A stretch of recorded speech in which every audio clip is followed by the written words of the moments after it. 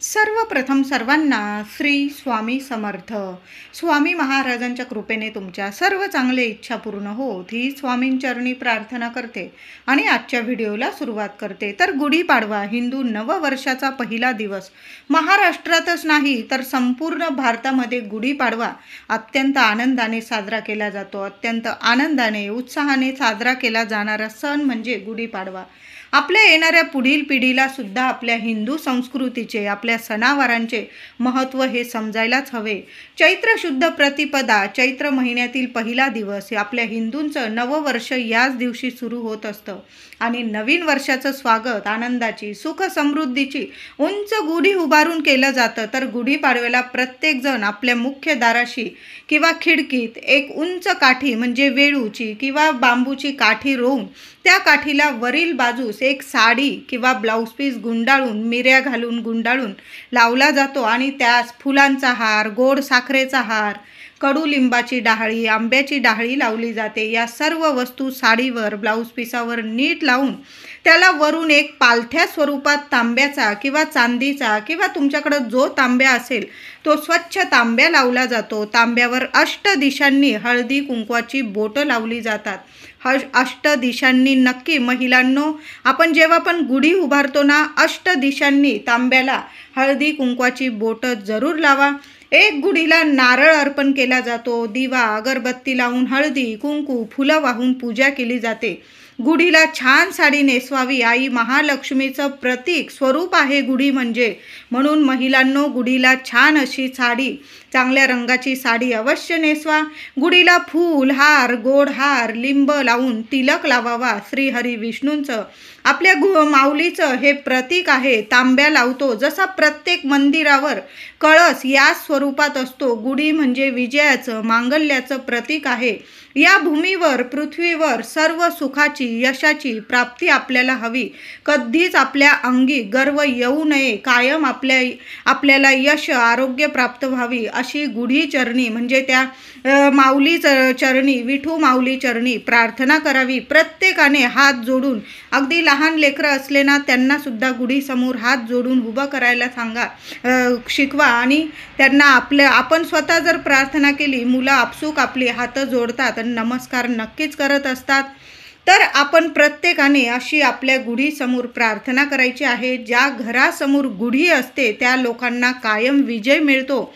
मनात राग, द्वेष, क्रोध असेल अशा गोष्टींचा नाश करून कायम प्रेम, आपुलकी निर्माण व्हावी अशी प्रार्थना नक्कीच प्रत्येकाने गुढीसमोर करायची आहे. आपल्या देवी देवतांना अशी प्रार्थना करायची आहे. आपण जे काम करतो, कष्ट करतो त्यातून घरामध्ये सुख समृद्धी यावी याचंच प्रतीक म्हणजे गुढी आहे. साक्षात आई महालक्ष्मीचं प्रतीक आहे गुढी.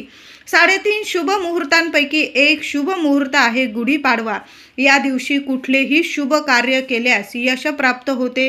कुठली वस्तू खरेदी केल्यास घरात सुख प्रदान करते आणि अक्षय टिकून राहते. प्रभू श्री रामचंद्रांना 14 वर्षांचा वनवास भोगावा लागला. जेव्हा ते सर्व वाईट राक्षसांचा नाश करून अयोध्येत परतले, तेव्हा अयोध्येतील सर्व जनतेने त्यांचा मोठ्या उत्साहाने स्वागत केले व संपूर्ण अयोध्येमध्ये प्रत्येकाने घरोघरी आपल्या घरासमोर गुढ्या उभारल्या. तो दिवस म्हणजे चैत्र प्रतिपदा, हिंदू नवीन वर्षाची सुरुवात म्हणजेच गुढीपाडवा. प्रभू श्री रामचंद्रांनी सर्व संकटांवरती जो विजय मिळवला त्याचंच प्रतीक म्हणजे गुढी आहे. म्हणून प्रत्येकाने या दिवशी सुख समृद्धीचं, आपल्या विजयाचं प्रतीक गुढी नक्की उभारावी. आता काही ठिकाणी मी ऐकलं पण आहे की आमच्या पूर्वजांनी किंवा आमच्या आईवडिलांनी कधीच गुढी उभारली नाही, पण आम्हाला या वर्षापासून गुढी उभारायची आहे. तर मग तुम्ही गुढी उभारू शकता. अतिशय शुभ कार्य करत आहात तुम्ही. गुढी उभारल्याने कधीच वाईट होत नाही. कायम तुमच्या घरादाराची, लेकराबाळांची कायम प्रगती होणार आहे. यशाचं, विजयाचं प्रतीक आहे गुढी. म्हणून तुम्ही जरी आधी कोणी तुमच्या घरात गुढी उभारली नसेल, आणि तुम्हाला उभारायची असेल या वर्षापासून तर तुम्ही नक्कीच उभारू शकता।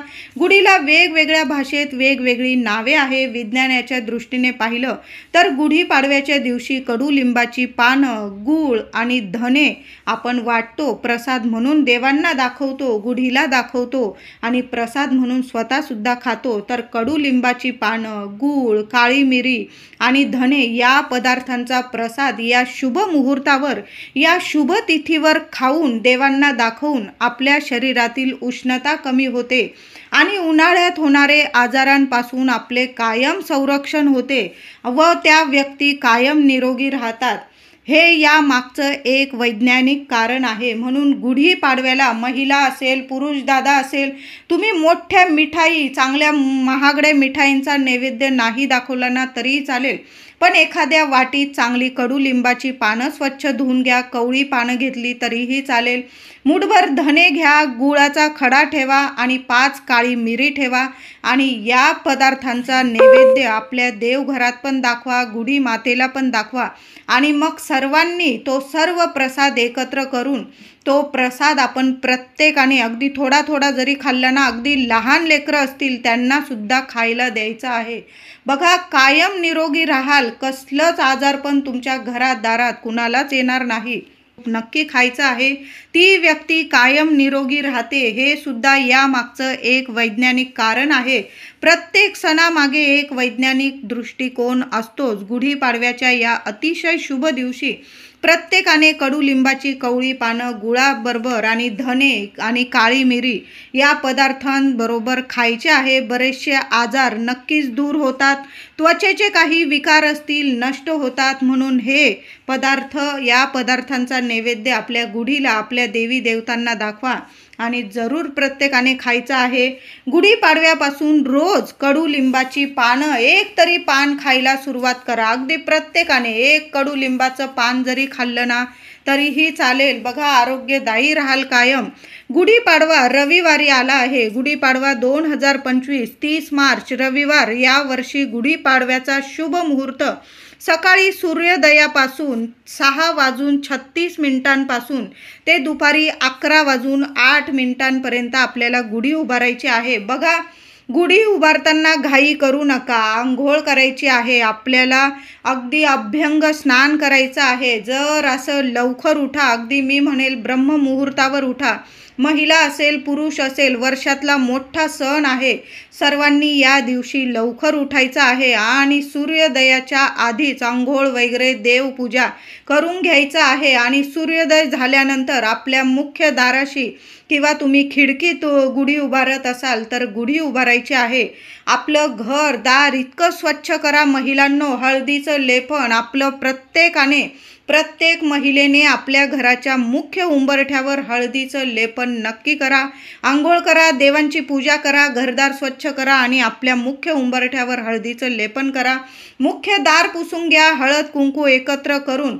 मुख्य दारावरच काय, प्रत्येक घरातल्या प्रत्येक वस्तूवर जरी तुमची मोठी, आपण 1-1 रुपया साठवून वस्तू घेत असतो आणि अशा शुभ तिथींना जर त्या वस्तूंची पूजा केली नक्कीच शुभदायी ठरतात। मुख्य दारावर स्वस्तिक काढा हळदी कुंकवाने, एक उत्तर भिंतीवर काढा, एक आपल्या तिजोरीवर काढा, एक देवघराच्या भिंतीवर काढा, एक आपला जिथं किचन ओटा आहे, जिथं तुम्ही स्वयंपाक करता रोज, तो किचन ओटा सुद्धा आदल्या दिवशी अमावस्या आहे, स्वच्छ धुवून टाका, स्वच्छ पुसून घ्या आणि गोमूत्र वगैरे संपूर्ण घरात शिंपडून प्रत्येक ठिकाणी असं एक हळदी कुंकवाने स्वस्तिक नक्की काढा।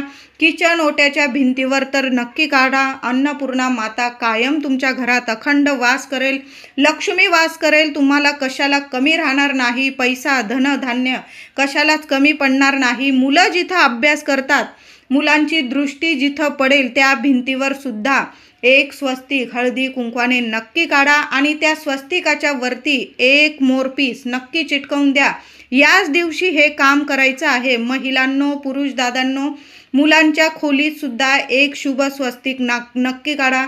मुलांची अभ्यासात, नोकरीत, प्रत्येक क्षेत्रात नक्की प्रगती होईल आणि मुलांच्या स्वस्तिक काढल्यानंतर तिथं एक मोर पीस नक्की चिटकवा। 1 चिटकवा, 2, 5, तुम्हाला जेवढी चिटकवायची असेल तेवढी नक्की चिटकवा। बघा, शुभ ठरणार आहे। म्हणून गुढीपाडव्याच्या दिवशी जर असं लवकर उठा, सर्व शुभ कामं आटोपून झाल्यावर आपल्या तुम्ही खिडकीत गुढी उभारत असाल, दाराशी गुढी उभारत असाल, जर असं लवकर गुढी उभारायची आहे, जास्त दुपार करू नका. मी तर म्हणेल सूर्योदयानंतर लगेच गुढी उभारायची आहे. 11:08 तरी आपल्या दाराशी खिडकीत गुढी उभारलीच गेली पाहिजे. जास्त उशीर करू नका. आता गुढी उभारताना प्रत्येकाने ओम ब्रह्मध्वजाय नमः, ओम ब्रह्मध्वजाय नमः हा मंत्र, हे 2 शब्द बोलून गुढी उभारायची आहे. ब्रह्मध्वज आहे, गुढी म्हणजे लक्ष्मी स्वरूप आहे गुढी माता. म्हणून सर्व मंगल सौभाग्य मला तुझ्या आशीर्वादाने प्राप्त होऊ दे. तुझ्या आशीर्वादाने हिंदू मराठी नवीन वर्ष माझ्या कुटुंबासाठी मंगलदायी, सौभाग्यदायी, यशदायी व आरोग्यदायी ठरू दे. अशी गुढी माऊलीला, गुढी चरणी नक्की प्रत्येकाने प्रार्थना करायची आहे. या दिवशी सकाळी लवकर उठून आंघोळीच्या पाण्यात कडुलिंबाची पानं, बघा मी तुम्हाला सांगितलं लवकर उठा, अभ्यंग स्नान करा. पण अभ्यंग स्नान करताना प्रत्येकाने तुमचं बाळ जरी असेल अगदी लहान, त्या लेकराच्या आंघोळीच्या पाण्यात सुद्धा 1 ते 2 कडुलिंबाची कवळी चांगली पानं आधी स्वच्छ धुवून घ्या आणि मग आंघोळीच्या पाण्यात टाकून त्यात अजून थोडंसं गंगाजल टाकून आंघोळ करायची आहे. यालाच अभ्यंग स्नान म्हणतात. गुढीपाडव्याचं अभ्यंग स्नान म्हणजे आंघोळीच्या पाण्यात कडुलिंबाची पानं आणि थोडंसं गंगाजल टाका आणि मग त्या पाण्याने आंघोळ करायची आहे. घरदार स्वच्छ करा, सडा रांगोळी करा. मुख्य दारावर आंब्याची, झेंडूची तोरणं लावायची आहे. घाई जरी असली तरी आपल्या मुख्य दारावर या दिवशी आंब्याच्या पानांचं तोरण नक्की लावा. आंब्याची पानं घेऊन या, 11 आणा, 21 आणा आणि त्यात थोडीशी झेंडूची फुलं टाकून छान असं स्वतःच्या हाताने तोरण बनवा. तुम्ही बाहेरून विकत आणत असाल चालेल. आणि ते तोरण आपल्या दारावर नक्की मुख्य दारावर लावायचं आहे. तुम्हाला जर अजून काही वेगळी तोरणं लावायची असेल, कवड्यांची तोरणं लावायची असेल, तुम्ही लावू शकता. खूप शुभ ठरेल. कवडी माता लक्ष्मीला प्रिय आहे, आकर्षित करते. म्हणून कवड्यांचं तोरण लावायचं असेल तेही लावू शकता. आपल्या मुख्य दारात नक्की छानशी रांगोळी काढायची आहे. रांगोळीची, उंबरठ्याची हळद कुंकू वाहून पूजा करायची आहे. लक्ष्मीचं प्रतीक आहे तुळशी, म्हणून या दिवशी तुळशीचं छान असं पूजन करायचं आहे. महिलांनो, तुम्हाला जर घरात दारात तुळस लावायची असेल, अतिशय शुभ मुहूर्त आहे, शुभ दिवस आहे. काही शुभ झाडं लावायची असेल, अतिशय शुभ दिवस आहे. मनी प्लांट वगैरे लावायचं आहे, शुभ दिवस आहे. तुम्हाला जे झाडं लावायची असेल तुम्ही या दिवशी लावू शकता. तुळशी मातेचं छान पूजन करायचं आहे. हळदी कुंकू फुलं अक्षता वाहून ओम नमो भगवते वासुदेवाय नमः, ओम नमो भगवते वासुदेवाय नमः या मंत्राचा जप किमान तुळशी मातेजवळ 21 वेळा तरी नक्की करा. ज्या घरात श्रीहरी विष्णूंची सेवा होते त्याच घरात माता लक्ष्मी अखंड वास करते. म्हणून या दिवशी थोडी का होईना आपल्या महाविष्णूंची सेवा नक्की करा. व्यंकटेश स्तोत्र सकाळीच पठण करता आलं तुम्हाला तर नक्की करा. किंवा श्रीहरी विष्णू सहस्त्र नामावली जरी तुम्ही यूट्यूबवर लावून दिलं सकाळी सकाळी तरीही चालेल. शांततेत नक्की ऐकायचं आहे. या दिवशी देवघरात आपल्या देवी देवतांचं छान असं पूजन करायचं आहे.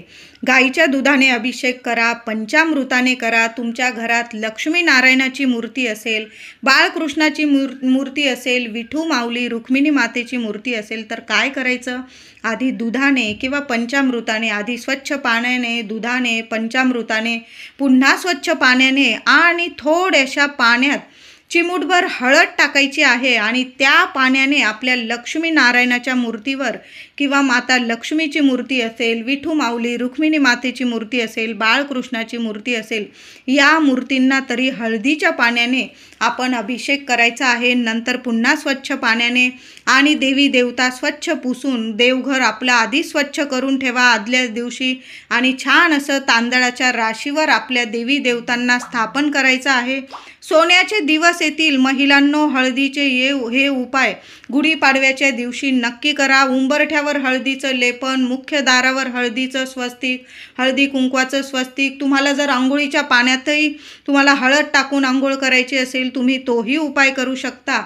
नाही तो उपाय झाला आपल्या देवी देवतांना लक्ष्मी नारायणाला तरी या दिवशी हळद टाकून हळद मिश्रित पाण्याने नक्की अभिषेक करायचा आहे। नंतर स्वच्छ पाण्याने आणि छान देवांची स्थापना करायची आहे, लक्ष्मीनारायणाची। या दिवशी प्रत्येक महिलेने आपल्या देवघरात आपल्या कुलदेवीचा मंगल कलश स्थापन नक्की करायचा आहे। चैत्र नवरात्रीला प्रारंभ आहे, गुढीपाडवा म्हणजे। या दिवशी प्रत्येक महिलेने आपल्या देवघरात मंगल कलश भरा। एक छान तांब्या घ्या, स्वच्छ धुवून घ्या, अष्टदिशांनी हळदी कुंकवाची बोटं लावा, त्यात पाणी स्वच्छ भरा, 1 रुपया सुपारी, हळद, कुंकू, थोड्याशा दुर्वा घाला किंवा 5 आंब्याची पानं किंवा आपली खाऊची पानं, विड्याची पानं ठेवा। एक चांगला नारळ, पाण्याने भरलेला चांगला नारळ नवीन घ्यायचा आहे। आधीचा नारळ तुम्ही विसर्जनात टाकायचा आहे, वाहत्या पाण्यात सोडून द्या। तडा गेलेला असेल, कोंब आलेला असेल किंवा चांगला असेल, गुढीपाडव्याच्या दिवशी प्रत्येक महिलेने नवीन नारळाचा एक मंगल कलश भरायचा आहे। बघा, चैत्र नवरात्री सुरू होत आहे। आपल्या कुलदेवी आईच्या नावाने एक मंगल कलशाची स्थापना जरूर करा।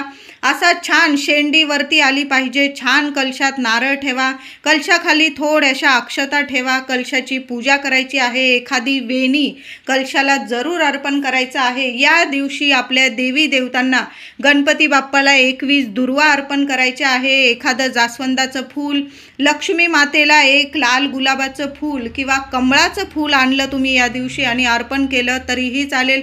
आपल्या कुलदेवीला एखादी वेणी अर्पण करायची आहे। त्याचबरोबर श्रीहरी विष्णूंना पिवळी फुलं या दिवशी जर असं बघा, बाजारात शोधा, तुम्हाला वेगवेगळ्या प्रकारची फुलं पानं मिळून जाईल, म्हणून ही वेगवेगळ्या प्रकारची फुलं अर्पण करायची आहे। या दिवशी मंगल कलशाबरोबर एक अखंड दिवा महिलांनो नक्की लावायचा आहे। जुना दिवा असेल किंवा नवीन असेल, मातीचा असेल, दगडाचा असेल, एक अखंड दिवा आपल्या देवघरात आपण जसं अश्विन नवरात्रीला जसा एक अखंड दिवा लावतो, विजला काही चिंता करू नका, पुन्हा लावून दिला तरीही चालेल। आपण सेवा करतो ना, हेच आपल्या माऊलीला खूप असतं। मग चूकभूल झाली तर काही मनात आणू नका की बाई माझा दिवा विजला, मग काही विपरीत होईल, घरात काही अघटित होईल, असं काही नाही। आपली माऊली आहे, आपण तिचं नामस्मरण करतो, आपण तिची सेवा करतो आणि नवरात्रीत केलेली सेवा जरी चूकभूल झालेली असली तरी माऊली आपलं कधीच वाईट करत नाही। कायम ती रक्षण करते आपलं कुटुंबाचं, लेकरा बाळांचं। म्हणून एक अखंड दिवा आपण प्रयत्न तर करा, प्रयत्नाती परमेश्वर म्हटलेलंच आहे।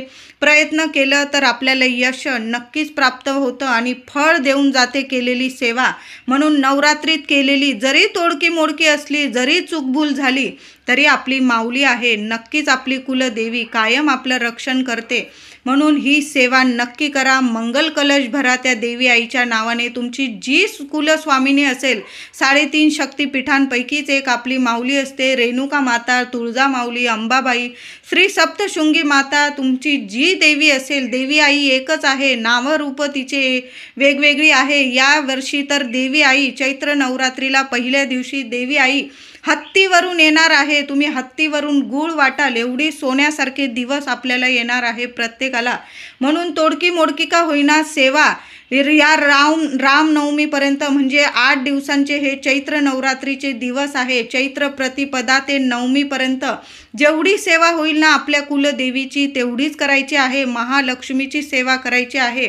म्हणून मंगल कलश भरा महिलांनो, अखंड दिवा लावा। अखंड दिवा विझेल याची जर तुम्हाला चिंता वाटत असेल, त्या अखंड दिव्याने एखादा छोटासा दिवा लावून घेत जा आणि मग त्या अखंड दिव्याची तुम्ही काजळी काढली, नीट केला दिवा, पुन्हा तेल टाकून तो अखंड दिवा तुम्ही नीट ठेवू शकतात। अशा पद्धतीने पण जरी विजला तरी काही चिंता नाही, आपली माऊली आहे, आपल्याला कायम समजून घेते। फक्त आपल्याकडून सेवा हवी असते तिला। ते दाखवायचं आहे कडुलिंबाची पानं, गूळ, धणे, काळी मिरी याचा नैवेद्य तर आपण प्रत्येकजण दाखवणारच आहोत। त्याचबरोबर काहीतरी गोडाधोडाचा तुम्ही पूर्णावरणाचा नैवेद्य दाखवत असाल, खिरीचा, श्रीखंडपुरी, म्हणजे जे तुम्ही बनवत असाल गोडधोड आपल्या देवी देवतांना दाखवा, आपल्या गुढी मातेला दाखवा आणि मग सहकुटुंब सहपरिवार भोजन करायचं आहे, जेवण करायचं आहे। त्याचबरोबर काही ठिकाणी चैत्र नवरात्रीला सुद्धा उपवास केले जातात। मग तुम्ही नवमीपर्यंत उपवास करत असाल किंवा तुम्ही बसता उठता उपवास करत असाल, तुमची परंपरा जशी आहे ना तशी आपली चैत्र नवरात्रीचे 9 दिवस आपल्याला साजरे करायचे आहे। या 9 दिवसात देवी सप्तशती ग्रंथाचे वाचन एक वेळा का होईना आपल्या घरात नक्की व्हायला हवं. देवी सप्तशती ग्रंथाचे वाचन पारायण म्हणजे आपल्या कुलदेवीची सर्वात प्रभावी सेवा. म्हणून या ग्रंथाचं पारायण एक वेळा तरी नक्की करा. महिलांनो, तुम्हाला जास्त वेळ करायचं असेल तुम्ही करू शकता. जेवढी जमेल तेवढी सेवा या चैत्र नवरात्रीत आपल्या कुलदेवीच्या चरणी नक्की करायचं आहे. गुढीपाडवा म्हणजे वाढत जाणारी चंद्राची कला. या दिवशी सुरू केलेलं शुभ काम, घेतलेली वस्तू किंवा खरेदी केलेली वस्तू प्रगती यश देऊन जाते, वाढवून जाते.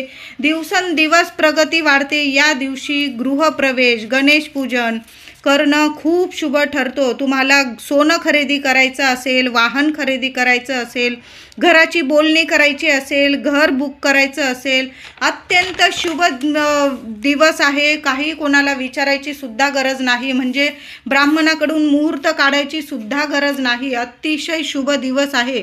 चैत्र नवरात्री म्हणजे गुढीपाडवा ते रामनवमी म्हणजे 30 मार्च ते 6 एप्रिल रोज आपल्याला प्रत्येकाने श्री राम रक्षा स्तोत्र 9 वेळा प्रत्येकाने रोज पठण करायचं आहे.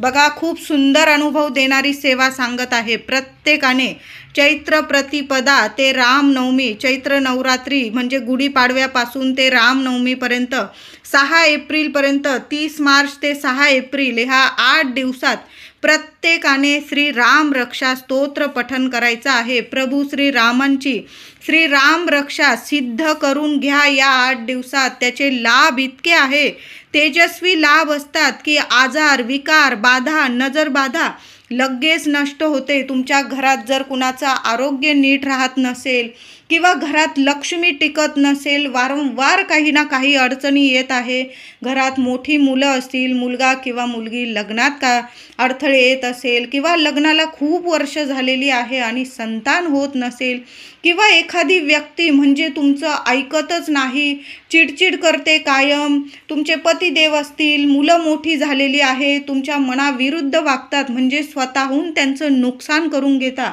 मग काय करायचं आहे? महिला असेल, पुरुष दादा असेल, गुढीपाडवा ते रामनवमी काय करायचं?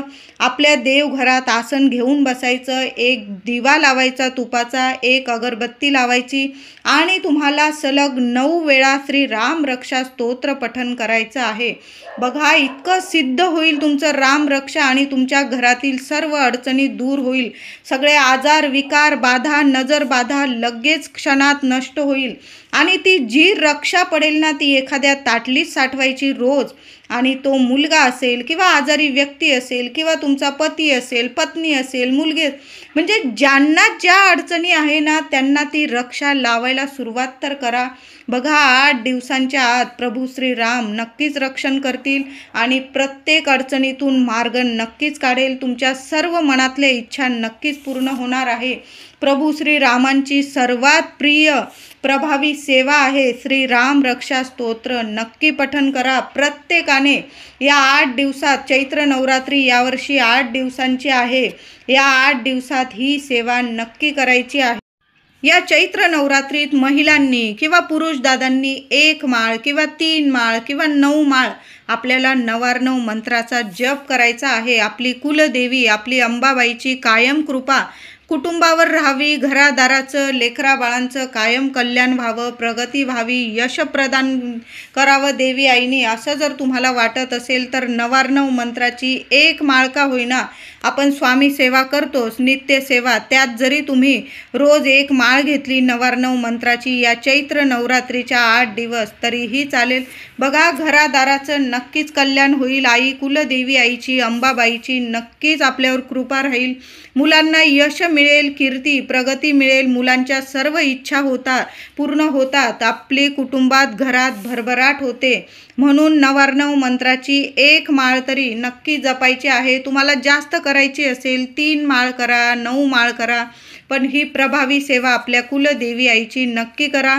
त्याचबरोबर या नवरात्रीत रोज 8 वेळा महालक्ष्मी अष्टकाचा पाठ करायचा आहे. महिलांनो, तुम्हाला सेवा, आपल्याला सेवा तर करायचीच आहे. तुम्हाला सकाळी जमेल सकाळी करा, संध्याकाळी जमेल संध्याकाळी करा, पण नक्की करायचं आहे. बघा, आपण दुर्गा सप्तशतीचे पाठ तर करणारच आहोत. जेवढे जमेल तेवढे करा. श्री राम रक्षाय तुम्हाला 9 वेळा रोज पठण करायचं आहे. 1 माळ किंवा 9 माळी 9 मंत्राचा जेवढी सेवा होईल तेवढी करा, पण नक्की करायची आहे. सेवा चुकवू नका, अजिबात नाही.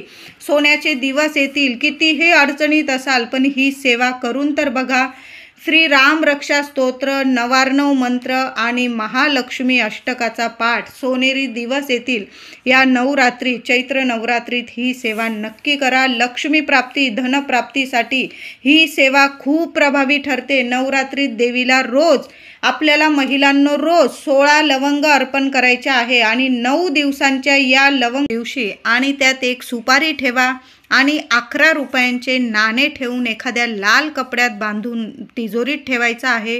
यामुळे घरातील धनसंपत्तीत वाढ होते, कष्टाला फळ, नशिबाला देवी आईची साथ मिळते, यश प्राप्त होतं, पैसा धन प्राप्त होतं. म्हणून ही लवंगांची सेवा नक्की द्यायची आहे. या चैत्र नवरात्रीपासून, गुढीपाडव्यापासून रामनवमीपर्यंत रोज देवघरात कापूर आरती करायची आहे. आणि महिलांनो, ही सेवा नक्की करा. हा उपाय आहे, तोडगा आहे. मी तर म्हणेल आपल्या घराला एक रक्षा कवच मिळतं. कायम आपल्याला वाटतं की आपल्या घराला नजरबाधा होते, मुलाबाळांची प्रगती थांबते. अशा वेळी काय करावं सुचत नाही. मग या शुभ तिथींना जर काही उपाय केले आपण, नक्कीच फलदायी ठरतात. तर काय करायचं, गुढीपाडव्यापासून रामनवमीपर्यंत 8 दिवस सलग आपल्याला हा उपाय करायचा आहे. महिलांना 4 दिवस आलं, माझ्या दादांनी उपाय नीट केला तरीही चालेल. मुख्य उंबरठ्यावर रोज एका मातीच्या पंतीत कापूर सोबत 2 लवंग जाळायचे आहे. काही जास्त करायचं नाही तुम्हाला, फक्त 2 लवंग कापूर सोबत जाळायचे आहे. लवंग जाळताना रोज उजव्या हातात घ्यायच्या. लवंग घेऊन आपल्या कुलदेवीला, आई लक्ष्मीला प्रार्थना करावी. माझ्या घरातील पीडा, त्रास, दुःख, दारिद्र्य, अडचणी जळून जाओ, नष्ट होऊ दे. माझ्या घरात तुझी कृपा सावली, तुझा आशीर्वाद राहू दे. अष्टरूपी महालक्ष्मी माता अखंड नांदू दे माझ्या घरात. मुलांची प्रगती होऊ दे, कुटुंबाची भरभराटी होऊ दे. असं बोलून फुलाच्या त्या 2 लवंग आपल्या मुख्य उंबरठ्यावर पंतीत तुम्हाला कापूर सोबत जाळून टाकायचे आहे. गुढीपाडवा ते रामनवमी रोज उंबरठ्यावर या 2 लवंग जाळा. घरादाराला कुलस्वामिनी आईचं, लक्ष्मी मातेचं एक रक्षा कवच प्राप्त होईल. खूप छान सोनेरी अनुभव येईल तुम्हाला. तुमच्या घरादाराला कुणाची नजरबाधा होत असेल, क्षणात नष्ट होईल असा हा उपाय आहे. आणि घरात अखंड लक्ष्मी नांदते. गुढीला नेहमी लाल, पिवळी, केशरी, भगवी, हिरवी, म्हणजे तुमच्याकडे ज्या गुलाबी वगैरे कलरच्या साड्या असतील तुम्ही नेसवू शकता. या साड्या शुभ ठरतात. पण चुकून सुद्धा काळ्या रंगाची किंवा डार्क निळा किंवा पूर्ण पांढरा असेल अशा रंगाची साडी अजिबात नेसवू नका. हे रंग सर्वच चांगले असतात, पण काही शुभ तिथीला रंगांना खूप महत्त्व असते. वर्षातून एकदाच येणारा सण म्हणजे गुढीपाडवा, म्हणून या गोष्टी नक्की करा महिलांनो. शुभ रंगाच्या साड्यांची आपण गुढी उभारायची आहे. चुकून सुद्धा काळ्या रंगाची, पूर्ण पांढऱ्या रंगाची आणि डार्क निळा रंग हा गुढीला नेसवू नका. गुढीपाडव्याच्या दिवशी गुढीला साखरेचा हार, आपण गाठी अर्पण करतो, तसेच आपल्या देवघरात देवांना सुद्धा साखरेची गाठी नक्की अर्पण करा. आता जेव्हा गुढी केव्हा उतरवायची, तर गुढी संध्याकाळी उतरवायची. म्हणजे 5 ते 5:30 पर्यंत आपल्याला संध्याकाळी गुढी उतरवून घ्यायची आहे. पुन्हा गुढीला नमस्कार करायचा. त्यावरील साखरेचा हार घरातील सर्वात लहान किंवा सर्वात मोठ्यांच्या गळ्यात घालायचा आहे. तुमच्या घरात लहान लेकरं असतील त्यांच्या गळ्यात घाला, किंवा एकदम वयोवृद्ध व्यक्ती असेल त्यांच्या गळ्यात घातला, त्यांना नमस्कार केला. तुमच्या घरात आरोग्य येईल, सुख शांती येईल, गोडावा निर्माण होईल. हा उपाय नक्की करा. किंवा त्यांना प्रथम प्रसाद म्हणून खाण्यास द्या आणि मग सर्वांनी तो प्रसाद खायचा आहे. आता गुढीला बांधलेला लिंबाचा पाला असेल, त्यात थोडासा पाला तुम्हाला धान्याच्या डब्यात टाकायचा आहे. यामुळे घराचं गोकुळ होतं, आपल्या घरात धनधान्य लाभतं, आपल्या घरात अखंड लक्ष्मी नांदते, अन्नपूर्णा माता कायम प्रसन्न राहते. म्हणजे गुढीला लावलेला लिंबाचा पाला टाकून देऊ नका. लिंबाचा पाला आपल्या धान्याच्या डब्यात ठेवायचा आहे. थोडासा लिंबाचा पाला आपल्या तिजोरीत सुद्धा आपण ठेवला तर काही हरकत नाही. लिंबाचा पाला, त्यातील 21 पानं, 11 पानं काढून घ्यायची. त्याबरोबर 1 रुपयाचं नाणं ठेवायचं. एखादी प्लॅस्टिकची पिशवी असेल त्यात ठेवून आपल्या तिजोरीत ठेवलं, वर्षभर तुमच्या घरात धनधान्याला कमी पडणार नाही. व्हिडिओ आवडला असेल लाईक करा, शेअर करा, आपल्या चॅनलला नक्की सबस्क्राईब करा.